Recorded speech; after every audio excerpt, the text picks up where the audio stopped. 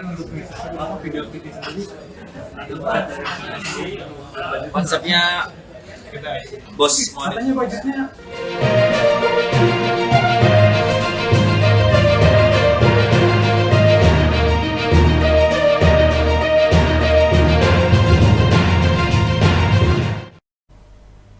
Selamat siang Tribuners, jumpa lagi bersama dengan saya Kusnul Asyaifah dalam tayangan berita selebritis di Tribun Lampung. Kami akan menyajikan informasi menarik dan terupdate seputar selebritis tanah air untuk Anda. Dan inilah berita selebritis lengkapnya. Berita pertama datang dari Rebecca Klopper yang viral karena video yang diduga mirip dirinya. Sosok Rebecca Klopper, pacar dari Fadly Faisal, kini menjadi bahan omongan. Video share diduga sang artis tengah viral di media sosial. Jelas saja sosok Rebecca Klopper pun menjadi sorotan netizen. Dilansir dari Grid ID dari akun Instagram @nyinyirupdateofficial pada Selasa 23 Mei 2023, penjaga di daerah rumah Fadly Faisal menyebut bahwa Rebecca berada di rumah Fadly Faisal. Meskipun begitu, sosok Fadly Faisal sendiri tak ada di rumahnya. Netizen pun iba dengan kasus yang menyeret nama Rebecca Klopper ini. Sebagian meminta agar video share yang diduga diperankan oleh Rebecca Klopper tak disebarkan. Melansir dari tribunjateng.com, sebelumnya beredar video share seorang wanita yang melakukan adegan tak senonoh. Sosok wanita ini diduga adalah Rebecca Klopper yang merupakan pacar dari Fadly Faisal, dan kini ia tengah digugat atas video tersebut. Langsung ke kamar reskrim Kiki Cyber Mabespori. Ke kanan bang. Nah itu. Soalnya bang, soalnya. Ya ini nih. Berarti ini cuma baru aduan atau udah laporan masuk, laporan diterima sama Mabes? Ya, hari ini masih dalam bentuk aduan karena laporan kami akan mempersiapkan bukti-buktinya yang memperkuat tentang dugaan tindak pidana pornografi ini yang sementara beredar. Kenapa berniat untuk melaporkan gitu? Kami dari Asosiasi Lawyer Muslim Indonesia menganggap bahwa tindakan ini adalah tindakan yang tidak pantas dipertontonkan oleh public figure yang udah rame kan, sangat merusak moralitas anak bangsa. Bagi kami itu moralitasnya kami, karena kami ini adalah termasuk lawyer Muslim yang tergabung dalam suatu lembaga, berharap bahwa tindakan ini bisa segera diproses oleh pihak kepolisian dan akan menjadi atensi publik. Kenapa? Karena ini sudah bagi kami sesuai dengan amanat undang-undang pornografi itu memang sangat merusak generasi bangsa. Jangankan memproduksi, menyebar aja, menonton aja bisa kena tindak pidana. Kan begitu. Mungkin baru aduan bang, mungkin untuk pelaporan pasalnya pakai apa bang? Nanti untuk kita kan udah masukkan aduan terkait Undang-Undang Nomor 44 Tahun 2008 tentang pornografi. Junto Undang-Undang ITE. lapornya siapa aja bang? Ya. Rencana akan melaporkan siapa aja? Dugaan terlapornya itu inisial RK. Cuman kami belum bisa membuka secara lebar kepada publik. Yang pasti bahwa ini adalah tugas kepolisian untuk menyelidiki lebih mendalam terkait video yang lagi beredar itu. Gitu. Mungkin dari rekan saya ditambah. Ya mungkin sedikit dari saya ya. Jadi memang tadi kita sudah koordinasi ya seperti biasa di unit Direktorat Cyber Barreskrim terkait dengan dugaan video ini. Nah memang ada beberapa dari undang-undang yang bisa digunakan. Namun pada prinsip pihak kepolisian itu tidak bisa menolak laporan polisi sesuai dengan pasal 5 Kitab Undang-Undang Hukum Acara Pidana. Namun barang tentu ada skala prioritas. Maka dari itu barang tentu bukti-bukti elektronik yang telah kita sampaikan tadi berbentuk video yang kita simpan lewat pin drive ataupun flash disk sudah kita sampaikan. Kemudian kedua, bukti-bukti elektronik berupa capture gambar sudah kita sampaikan. Dan tadi sudah didiskusi dan sudah masuk delik pidananya. Hanya memang ada skala prioritas yang harus dibebankan di RSP Mabespori. Maka dari itu mereka menyarankan lebih baik nanti laporannya di Polda Metro Jaya. Karena bagaimanapun juga Mabespori memiliki aturan terkait dengan skala prioritas. Maka dari itu kita menghormati itu. Maka hari ini bentuk yang kita lakukan adalah terkait dengan aduan ataupun informasi yang kita sampaikan ke Baris Krim, khususnya selesai pada Baris Krim Mabes Polri terkait dengan video yang beredar ini yang diduga pelakunya pembuatnya adalah MK. Dan yang kedua, kita juga menyampaikan bukti-bukti elektronik terkait dengan nomor akun yang dalam hal ini berbentuk Twitter ya, terkait dengan yang menyebar. Jadi ada dua, yang menyebar video dan yang membuat video itu yang kita laporkan akun dan juga seseorang yang diduga itu MK. Kemudian berikutnya terkait dengan persoalan ini kan bukan delik aduannya, artinya ini adalah delik umum yang mana sesuatu kejahatan kalau itu dianggap memenuhi unsur pidana, maka pihak itu berwenang untuk melakukan penegakan hukum. Jadi beda halnya dengan delik aduan, itu poin. Kemudian yang kedua, karena kita menghormati itu, dan ini lebih skala kualitasnya di Polda Metro Jaya, meskipun peristiwa hukum itu kita tidak tahu ada di mana karena ini bentuknya media sosial, maka kita cukup melakukan aduan berbentuk dumas ataupun pengaduan informasi yang kita sampaikan ke Baris Krim terkait dengan tindak pidana pornografi. Setelah ini hari Kamis ya, kalau tidak ada, kalaupun enggak, kalau hari Kamis atau enggak hari Rabu, nanti kita diskusikan dengan tim, kita akan ke Polda untuk melakukan pelaporan resmi sebagaimana instruksi dari ataupun saran dari kawan-kawan penyidik cyber crime. Itu ya saya pikir. Bang, kenapa RK-nya yang dilaporkan bukan yang menyebarkan? Saya kira ada dua ya, ada undang-undang pornografi dan juga ada undang-undang ITE, yang mana undang-undang itu mengatur terkait dengan delik pidana pornografi ini. Ada dua objek hukum, yang pertama adalah orang yang membuat video, barang tentu RK dan partnernya, dan yang kedua adalah yang menyebar video dalam ini nomor akun media sosialnya. Nomor akun media sosial sudah kita capture dan sudah kita sampaikan ke Baris Krim untuk ditelusuri. Dan juga video yang beredar sudah kita sampaikan juga. Jadi ada dua objek hukum yang kita laporkan, yang kita kasih informasi ke Baris Krim untuk ditelusuri. Namun barang tentu laporan ini kan bukan delik aduan. Jadi Mabes Polri bisa melakukan tindakan hukum.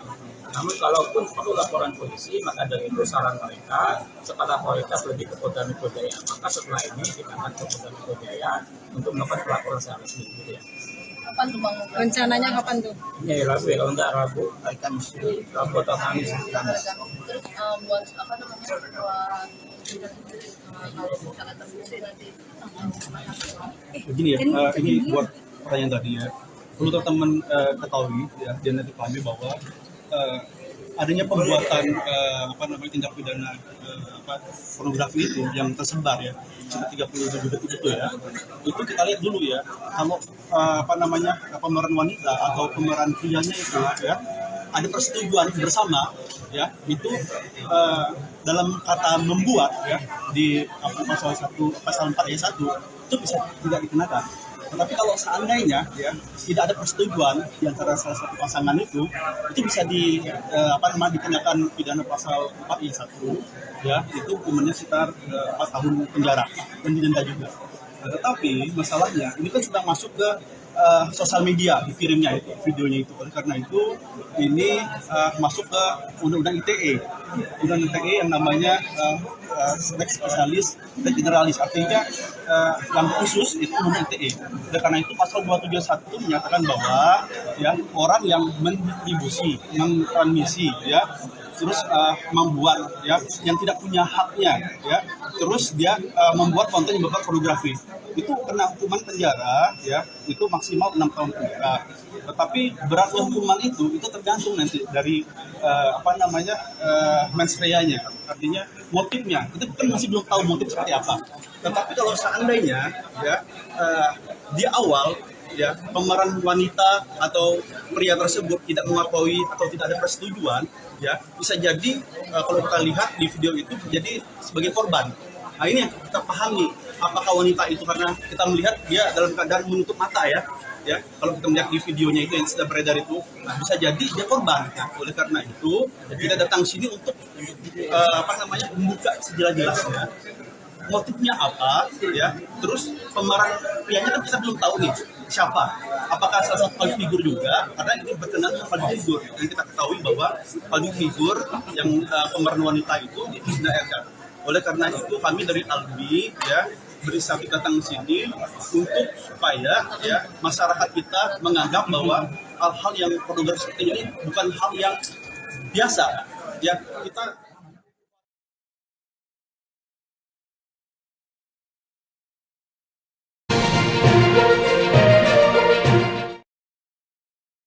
Nasional, Ari Lasso langsung rekaman lagu baru meski kurang tidur usai tes kesehatan di Singapura. Ari Lasso membagikan kisah menarik saat membuat lagu barunya yang berjudul Menangis Diam-Diam. Di balik suara merdunya dalam lagu tersebut, Ari Lasso ternyata tak sempat tidur saat melakukan rekaman. Alasannya karena ia baru pulang dari Singapura untuk menjalani tes kesehatan. Rupanya kepergian sang penyanyi ke Singapura itu untuk melakukan tes PET scan. Tes ini dilakukan untuk memastikan tubuh bersih dari sel-sel kanker. Pada tahun 2021 lalu, Ari Lasso memang sempat divonis mengidap kanker limfoma. Namun setelah menjalani pengobatan, Ari Lasso pun berhasil sembuh. Setelah sembuh dari kanker, Ari Lasso mengaku tak melakukan perawatan lain selain menjaga pola makan. Satu cowok ini mereka berteman, yang satu ini tapi dia nggak berani ngomong. Dia ditutupin minat lagi ya. Sampai akhirnya semuanya selesai. Berarti ini sudah segitiga ya? Segitiga tapi nggak ketahuan. Menghayati lagu diam-diamnya seperti apa dari pertama kali? Karena notasi dan liriknya pas banget ya. Jadi buat saya terus terang ini cukup mudah menghayatinya, dan saya senang ini sebagai eksekutif produser, Pak sebagai musik produsernya sangat puas dengan nyanyi saya. Saya happy karena saya juga terus terang udah lama saya nggak merasakan perasaan saya happy dari satu lagu. Mas bakal bikin jadi album kok Mas? Bakal bikin jadi album dan next. Aduh, album udah nggak ada yang dengerin. Mas juga terakhir denger album kapan sih?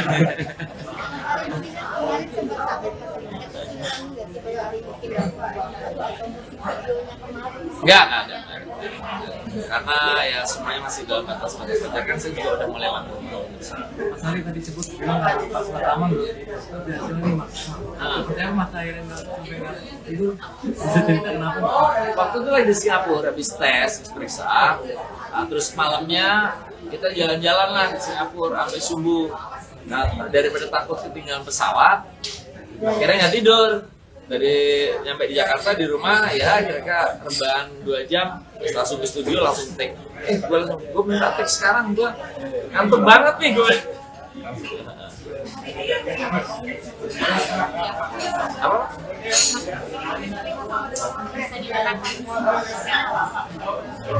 Iya. Kalau secara medis sih sehat ya, kemarin dinyatakan bersih, nanti bulan Juli saya tes lagi, kita scan. Oh ya kebetulan Bro Faisal ini juga punya masalah yang sama dengan saya, yaitu limfoma cancer, dan mungkin nanti ini hasilnya akan kita akan tes bersama. Mudah-mudahan doain aja hasilnya bagus ya. Enggak, tes aja. PET scan. Jadi scan memastikan. Berita selanjutnya ada Salma yang menjadi juara Indonesian Idol Season 12. Indonesian Idol Season 12 mencapai titik akhir dengan melahirkan seorang pemenang, Salma Salsabil. Keluar sebagai pemenang Indonesian Idol Season 12 setelah berhasil mengalahkan Nabila Takiyah di babak result show. Pengumuman pemenang Indonesian Idol Season 12 ini diucapkan oleh Boy William sebagai pembawa acara. Salma Salsabil merupakan kontestan asal Probolinggo, Jawa Timur yang berhasil bertahan di panggung Indonesian Idol Season 12. Dalam setiap penampilannya, gadis berusia 21 tahun itu sukses memukau para juri. Nabila dan Salma menghadapi result show yang juga memperebutkan juara Indonesian Idol untuk memperebutkan gelar juara. Dalam babak result show, Nabila tampil apik dengan membawakan lagu Here's Your Perfect yang dipopulerkan oleh Jenny Miller. Begitupun Salma yang banjir pujian lewat lagu Just the Way You Are yang dibawakan oleh dan dengan warna yang berbeda. Sebelumnya Nabila dan Salma berhasil menyingkirkan 12 peserta lainnya yang termasuk ke dalam 14 kontestan Indonesian Idol. Sebenarnya sih aku ngatur aja sih. Aku lebih ke rezeki udah pasti ada yang ngatur gitu. Dan sudah terbukti juga kan dari bulan-bulan sebelumnya juga dia tetap naik juga, sukses juga di industri musik. Jadi apapun yang terjadi ke depannya, mau itu naik atau tidak, apapun suka atau tidak, yang penting aku dengan ikhlas dan tulus ngeluarin karya yang memang aku buat sendiri. Salma sempat punya nazar nggak sih kalau keluar jadi pemenang Indonesian Idol? Kayaknya ada sih. Maksudnya aku memang di sini tuh sama Nabila sama teman-teman yang lain tuh kayak dari dulu aja. Jadi nothing tulus untuk ikut ini. Apapun hasilnya, kita udah memikirkan kemungkinan terbaik dan kemungkinan terburuknya. Mau lolos ataupun tidak, yang penting ya udah kita udah mencoba untuk ada di Idol gitu. Rencana hadiahnya untuk apa Salma dan Nabila? Ya pastinya hadiah yang diberikan ini sangat bersyukur banget dan pastinya akan dimanfaatkan dengan yang baik. Ya nanti kita jalan-jalan bareng lah ya. Kau ya? Aku sih karena masih kuliah juga kan, jadi mungkin terkadang buat kuliah juga atau mungkin untuk mengembangkan diri untuk kedepannya akan digunakan sebaik-baiknya. Kalian berdua kan dari sebenarnya tuh selalu trending tuh sebuah bonus sih teman-teman. Jadi kayak tapi juga salah satu pressure juga kadang tiap minggunya, wah ini kalau nggak trending orang bakal gimana ya gitu. Cuman akhirnya aku berusaha untuk mematahkan semua pikiran itu dengan ya udah aku tampil mau trending nggak trending, yang penting akan tetap ada orang yang suka. Jadi tampil juga. Kalian berdua kan dari luar daerah Jakarta nih. Udah ada rencana kah untuk menetap di Jakarta mulai kapan? Mulai check out. Dia sudah prepare. Saya tidak tahu mau tinggal di mana. Kalau aku sebelum Idol itu juga udah stage ya. Untuk aku lah namanya akan mulai dari nol hidup di sini. Jadi semoga harapannya bisa lancar untuk hidup di sini. Semoga semuanya baik-baik saja. Sudah siap merantau berarti ya? Aku udah merantau sebenarnya, karena aku aslinya kan dari Probolinggo, kuliah di Jogja, jadi udah merantau. Jadi kalau misalnya sekarang mencoba untuk merantau di Jakarta. Foto ya.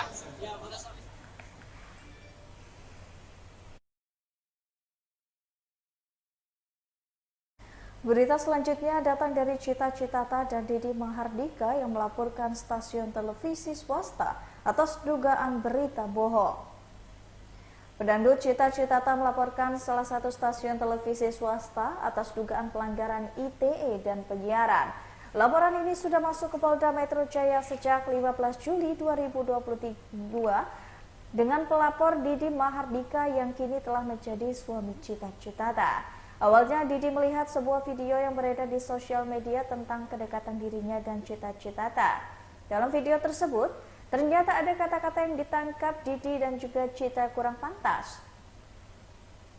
Selain itu, Didi dan Cita juga merasa tak pernah diwawancarai stasiun televisi tersebut terkait pemberitaan ini.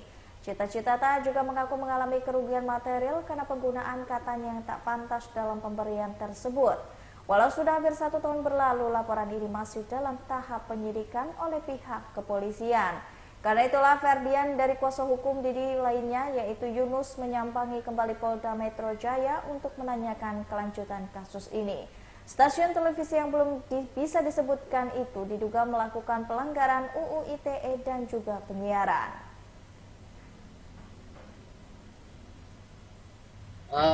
Sekali lagi mohon kita juga menghormati hak pribadi dari Bapak Mahardika dan Ibu Cita Rahayu ya. Nanti kami akan sampaikan kepada rekan-rekan semua kapan saja sebenarnya Bapak Mahardika dan Ibu Cita menunggu ya sebenarnya ya. Nanti kita ada waktunya lah ya. Untuk sementara ini biarkan kami fokus dulu terhadap laporan ini proses hukum karena memang sudah hampir ulang tahun nih ya. Sudah hampir ulang tahun. Dari 15 Juli 2022. Sekarang sudah bulan Mei. 2 bulan lagi sudah ulang tahun kita ini. Begitu. Berarti nanti ada sedikit perayaan kecil mungkin di hubungan mereka.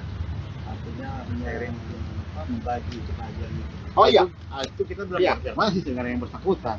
Pastilah Karena kebahagiaan ini kan menjadi milik publik. Kenapa? Karena mereka juga figur ya, public figure, sehingga tentu harus menjadi informasi baik juga, kabar baik juga buat publik bahwa mereka sudah ada bersama dalam seluruh rumah tangga ya. Berikut inilah sosok Eeng Septahadi, aktor senior yang sudah 40 tahun warawiri di televisi. Aktor senior Eeng Septahadi meninggal dunia akibat COVID-19 pada Minggu 21 Mei 2023. Sebelum meninggal dunia, Eeng Septahadi sempat dibawa ke Rumah Sakit Primaya, Bekasi Barat. Kabar meninggalnya Eeng Septahadi ini beredar lewat unggahan beberapa rekan seprofesinya. Salah satunya datang dari cuitan pengamat film Yani Wijaya melalui akun Twitternya @ian_wijaya. Debut akting sebagai Mas Jarod, suami dari Mbak Sri, dalam sinetron 1986 sampai 1989 Lost Man. Total main filmnya ada 16 film dengan 54 sinetron dan FTV. Wafat karena terpapar COVID-19 di Rumah Sakit Primaya Bekasi pada Minggu malam. Yani, kerabat Eeng Septahadi dalam pesan berantai yang diterima media ini membenarkan kabar itu. Jenazah pria berusia 65 tahun itu diinfokan disemayamkan di kediamannya di perumahan Raffles Hill Harjamakti, Cimanggis, Depok, Jawa Barat. Sempat dikira saya pulang dulu ke rumah. Baru saya mau tidur, saya dapat kabar beliau pergi. Saya lihat jam 23.46. Beliau nggak ada, Mbak. Saya nggak nyesal sih, karena beliau kan memang minta saya temani ya, Mbak ya. Jadi menurut saya walaupun saya juga bolak-balik sudah cukup juga saya nemani dia, dan saya ngeliat dia kesakitannya kayak apa, buat saya ini adalah yang terbaik buat dia. Saya juga nggak tega pas saat dia teriak sakit, dan saya nggak tega. Jadi iya, mungkin yang membuat saya sesak itu adalah karena saya baru kehilangan ayah saya juga, dan kemudian beliau adalah adiknya langsung. Hubungin.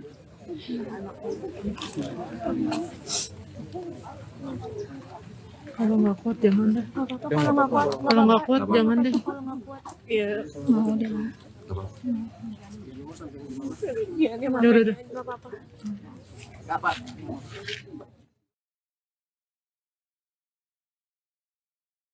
Baiklah Tribuners, setelah tadi berita selebritis di Tribun Lampung bersama dengan saya Kusnula Syaifah.